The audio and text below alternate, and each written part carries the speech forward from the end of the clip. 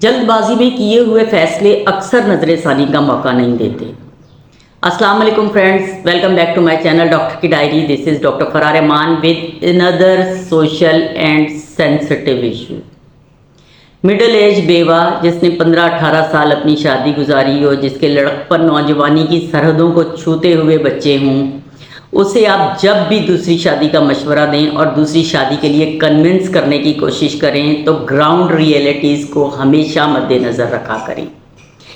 आकिल बालिग शख्स की ज़रूरत है शादी, बिल्कुल उसी तरह जैसे आपको खाना पीना चाहिए। इस दवाजी ताल्लुक़ भी आपकी बेसिक नीड्स में शामिल हो जाता है जब आप नॉर्मल हेल्दी सेहतमंद अडल्ट होते हैं।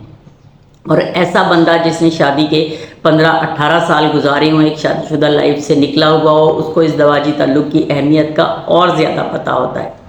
लेकिन ग्राउंड रियलिटीज़ को देखते हुए आप ये बात भी हमेशा जहन में रखा करें कि उस नौजवान मिडिल एज बेवा के जो लड़कपन नौजवानी की सरहद को छूते हुए बच्चे हैं, वो इस शादी को किस नज़र से देखेंगे और क्या वो अपनी माँ की दूसरी शादी के लिए आराम से तैयार हो जाएंगे। बच्चों की रजामंदी के बग़ैर और बच्चों को एतमाद में लिए बग़ैर किए गए इस तरह के रिश्ते अक्सर इतना बड़ा डैमेज लेके आते हैं कि उसको रिवर्स करना बहुत मुश्किल होता है। अगर वो मिडिल एज बेवा शादी जो करके किसी और आदमी के साथ शादी करके उसके घर जाकर रहेगी तो बच्चों का क्या स्टेटस होगा, बच्चे उस अजनबी आदमी के साथ उनके घर पे किस तरह रहेंगे। अगर वो खातून उस आदमी के साथ शादी करके उसे अपने घर में ले आती है तो बच्चे उस आदमी के साथ कैसे एडजस्ट होंगे। स्पेशली अगर आपकी बेटियां भी हैं तो बेटियों के लिए अजनबी आदमी के साथ एडजस्ट होना थोड़ा मुश्किल होता है। और बेटे ज़्यादा एग्रेसिव होते हैं, जवानी आ रही होती है, उनके लिए इस बात को अंडरस्टैंड करना बड़ा मुश्किल होता है कि 15-18 साल हमने अपने घर में जो अपने बाप की छाया के नीचे गुजारा हुआ वक्त है, अब उसको कोई और रिप्लेस करने को आ गया है। उससे भी बड़ा मसला ये है कि आपकी कन्विंस करने पे, आपकी काउंसलिंग पे, आपके बार बार शरई अहकाम बताने पे वो खातून जो सम सॉर्ट ऑफ एम्पावर्ड भी है, अपने बच्चों की खुद कफील हो सकती है, लेकिन आपकी काउंसलिंग पे वो शादी के लिए राज़ी हो गई है।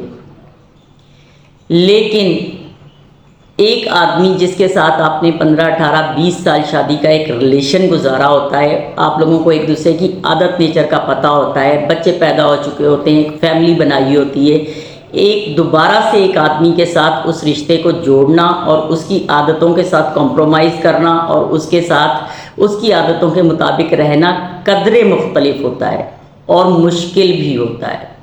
देखने में सारी चीज़ें बहुत आसान लग रही होती हैं, लेकिन जब इनको ग्राउंड रियलिटीज़ में देखा जाता है तो अंदाज़ा होता है कि ये बहुत मुश्किल स्टेप होता है।